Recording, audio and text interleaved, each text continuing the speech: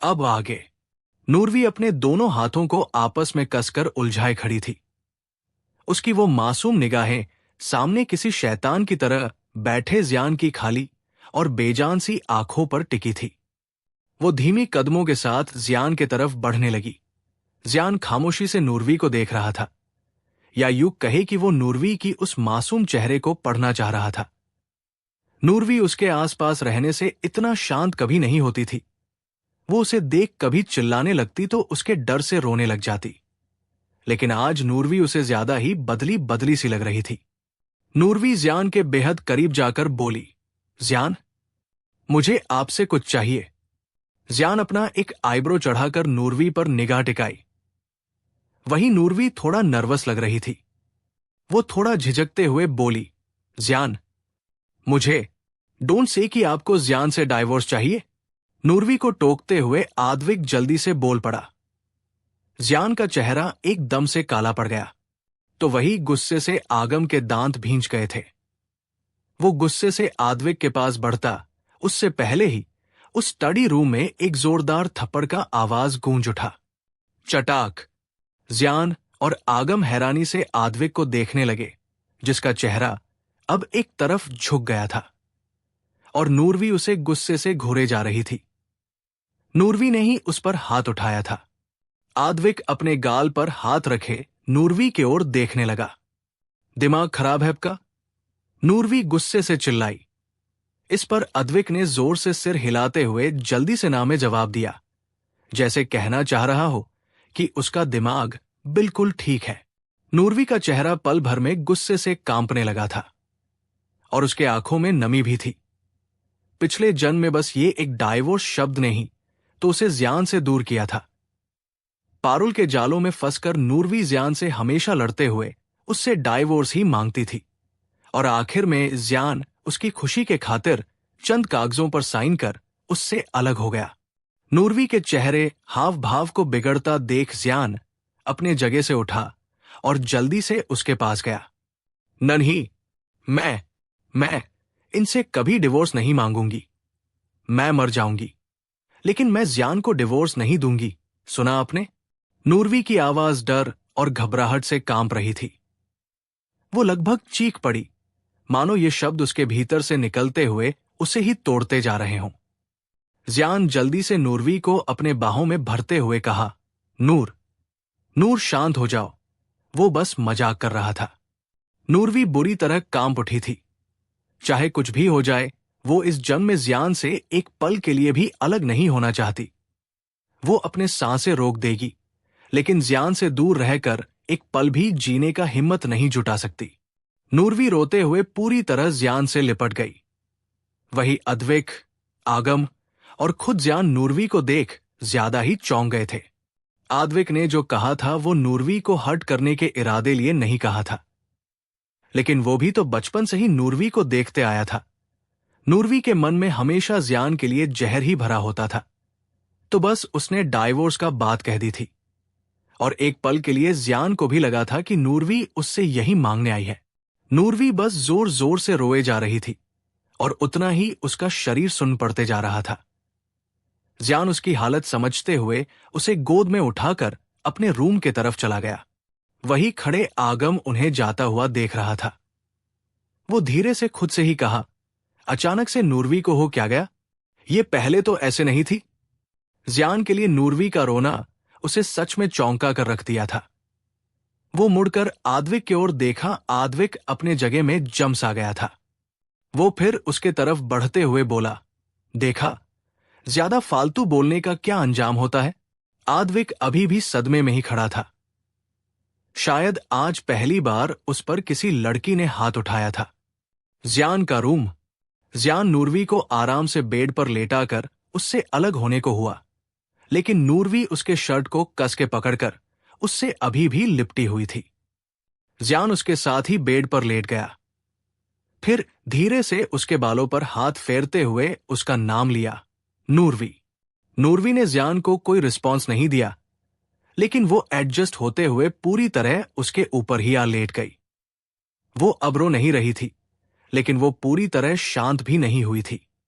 जियान कुछ पल उसे ऐसे ही अपने बाहों में थाम कर उसके पीठ को सहलाता रहा, लेकिन अचानक से उसे एहसास हुआ कि नूरवी के गर्म होंठ उसके गर्दन में घूम रहे हैं।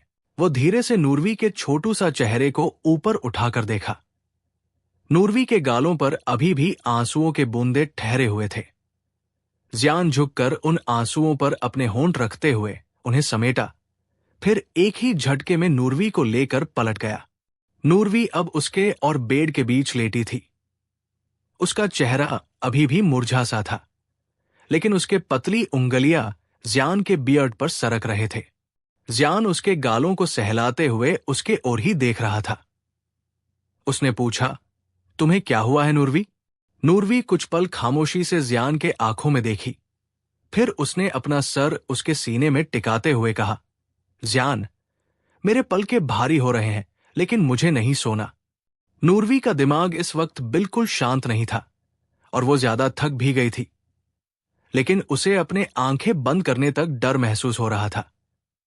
वो जैसे अपने आंखें बंद करती वैसे ही उसे उसका ही मौत का नजारा नजर आने लग जाता। एक पल के लिए ही सही वो इस वक्त खुद को शांत करना चाह रही थी, लेकिन वो ज्यादा ही खुद में उलझती जा रही थी। नूरवी की बात पर जियान थोड़ी देर खामोश रहा, फिर झुककर नूरवी की थकी हुई आंखों में देखते हुए उसके दोनों गालों पर भारी भारी से चूमने लगा।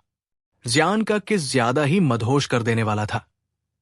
हल्के से आह भरते हुए नूरवी के होंठ हल्के से खुल गए थे और उस पर ना टिकने वाली हल्की मुस्कुराहट भी खिल गया था। जियान अपने होंठों को नूरवी के होंठों के आसपास घुमाता रहा। वही ना चाहते हुए भी नूरवी के आंखें सुकून से बंद होने लगे। जियान थोड़ी देर नूरवी को ऐसे ही चूमता रहा, लेकिन उसके दिमाग में नूरवी का अचानक से बदला हुआ ये रूप कटकटने लगा था। वो समझ नहीं पा रहा था कि नूरवी का बर्ताव उसके लिए अचानक से कैसे बदल गया। जिस तरह वो थोड़ी देर पहले अद्विक पर चिल्ला रही थी, उससे यही लग रहा था कि वो दिलो जान से जियान को चाहने लगी है और उसके आंखों में भी इसी तरह के इमोशंस थे, लेकिन ये जियान के समझ नहीं आ रहे थे। नूरवी उसे सच में चाहने लगी है या फिर जियान से दूर जाने का ये कोई उसका चाल है? कहीं वो पहले जियान का विश्वास जीतकर बाद में उसे धोखा देकर दूर जाने का तो नहीं सोच रही? जियान के दिमाग में ऐसे हजार सवाल घूमने लगे थे। नूरवी उसे उलझा रही थी, लेकिन फिर भी वो इंसान इस वक्त बेहद शांत था। वो भले ही नूरवी के लिए पागल था, लेकिन सीने में उसके दिल नाम का कोई चीज नहीं था। वो लड़की उसकी जिद्द थी।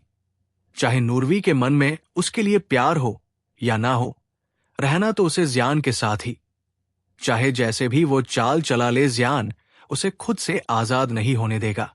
जियान अपने गहरी निगाहें नूरवी के चेहरे पर टिकाए उसे ऐसे ही देखता रहा। नूरवी उसे महसूस करते हुए उसके बाहों में ही सो चुकी थी, लेकिन उसके दोनों हाथ अभी भी जियान के शर्ट में कस गए थे। जियान धीरे से नूरवी के हाथों से अपना शर्ट छुड़वाने को हुआ, लेकिन नूरवी नींद में ही कसम साते हुए जियान के गर्दन में अपना चेहरा छुपाते हुए सो गई। दूसरी तरफ एक आलीशान विला जो चारों ओर घने जंगल से घिरा हुआ था। उस विला के आसपास इस वक्त बहुत सी बॉडीगार्ड्स घेरे हुए थे। तो वही विला के भीतर एक औरत के किसी का भी दिल को दहला देने वाले दर्द भरे करहाने की आवाज गूंज रही थी। वो औरत इस वक्त फर्श पर बेसुध पड़ी थी। उसके शरीर पर कई गंभीर चोटें लगी थी। कुछ जगहों से खून हल्के हल्के बह रहा था, तो कुछ पर खून सूखकर काले धब्बे बन चुके थे। उसकी हालत बुरी तरह से बिगड़ी हुई थी, जैसे उसने दर्द की सारी सीमाएं पार कर दी हों। वो औरत अपने जगह से उठना भी चाह रही थी, लेकिन उसमें उतना ताकत नहीं बचा था। वो बहुत ही कमजोर और बेबस नजर आ रही थी, जैसे वो सांस भी बहुत मुश्किल से ले रही हो। तुम्हें इस हालत में देखकर मेरा दिल कभी कभी तुम पर रहम करने को कहता है नीलम। तुम्हें पल पल इतना तड़पाने के बजाय एक ही बार में खत्म कर दूं। लेकिन सोफे पर बैठे एक आदमी सिगरेट का धुआं उड़ाते हुए बहुत ही बेफिक्री से अपनी बात को जानबूझकर अधूरा ही छोड़ते हुए कहा। वो औरत जिसका नाम नीलम था, वो बस अपने उदास आंखों से उस आदमी को देखती रही। वही उस आदमी के होंठों पर बहुत ही गंदी मुस्कान खिली थी। वो अपने जगह से उठकर नीलम के चेहरे पर ही सिगरेट का धुआं उड़ाते हुए आगे बोला, लेकिन वो नहीं चाहती कि तुम पर मैं किसी भी तरह का रहम करूं। तुम्हें तब तक आखिरी सांस गिनती रहना जब तक वो चाहती है। हाँ कह। नीलम खांसते हुए पीछे हटने लगी, लेकिन वो आदमी उसके चेहरे को कस के पकड़कर आधा से भी ज्यादा जली सिगरेट को नीलम के गालों पर स्मैश करा, जैसे उसके गाल कोई ऐश बॉक्स हो। नीलम ने दर्द से अपने आंखें भींचकर बंद करा, तो वही वो आदमी उसके दर्द को देख मुस्कुराने लगा। तभी वहां उसके एक आदमी आते हुए कहा, बॉस, आज रात श्रीलंका पहुंचने वाली हमारे जहाज पर किसी ने हमला कर दिया है। व्हाट? वो आदमी हैरानी से चिल्लाते हुए उठकर खड़ा हुआ। वही उसका वो बॉडीगार्ड ज्यादा ही डरा हुआ था। उसने लड़खड़ाती आवाज में कहा, और जहाज में मौजूद सारा सामान पानी में डूब गया। ये खबर सुन उस आदमी का चेहरा गुस्से से तिलमिला लगा, लेकिन उतना पिला भी पड़ रहा था। वो बिना देर किए अपने आदमियों के साथ वहां से चला गया। वही दर्द में गिरी नीलम के होंठ हल्के से मुड़ गए थे। भारद्वाज निवास। सौरभ, नूरवी, मुझसे उससे और दूर रहा नहीं जा रहा है सौरभ। आप उसे घर कब ला रहे हैं? पारुल अपने आंखों में झूठी नमी लिए सौरभ को देखते हुए बहुत ही दर्द भरी आवाज में कहा। उसका ये झूठा दर्द देख सौरभ का दिल बैठा जा रहा था। वो उसके गले लगते हुए कहा, मैं अभी उसे लाने ही जा रहा हूं पारुल, तुम तब तक अपना ख्याल रखना प्लीज। सौरभ के सीने पर छुपी पारुल के चेहरे पर अजीब तरह का मुस्कान था। वो सौरभ के सीने पर हाथ फिराते हुए बोली, नूरवी खुरानास के साथ कभी खुश नहीं रह सकती सौरभ। वो वहां बिल्कुल सेफ नहीं है। आप जल्दी जाइए सौरभ, उसे घर लाइए। पारुल की आवाज में बेचैनी और चिंता साफ साफ झलक रहा था। सौरभ उसकी बात पर अपना सर हिलाकर कहा, तुम ख्याल रखना अपना, मैं आता हूं। इतना बोलकर सौरभ रूम से बाहर चला गया, तो वही पारुल के होंठों पर गंदी तरह का मुस्कान खिल गया। वो अपने रूम के दीवार पर टंगाए हुए नूरवी की तस्वीर को बेहद नफरत से देखने लगी। जियान का विला। हाल में रखे सोफे पर बैठे आगम अपने लैपटॉप में कुछ काम करते हुए बार बार सामने बैठे आद्विक को देख रहा था। अद्विक अब भी अपने गाल पर हाथ रखे सहमा सा बैठा था। उसे देखकर ऐसा लग रहा था कि मानो नूरवी का थप्पड़ उसे अब तक हिलाकर रख गया हो, जैसे वो अभी तक पूरी तरह से संभल नहीं पाया हो। उसका ये हालत देखकर आगम के होंठों पर दबा दबा सा मुस्कान तैरने लगा था। नूरवी के एक थप्पड़ ने आद्विक को पूरी तरह खामोश कर रखा था, वरना वो लड़का हर वक्त बकवास पर बकवास करते हुए उसके और जियान का दिमाग खा जाता। जियान, जियान।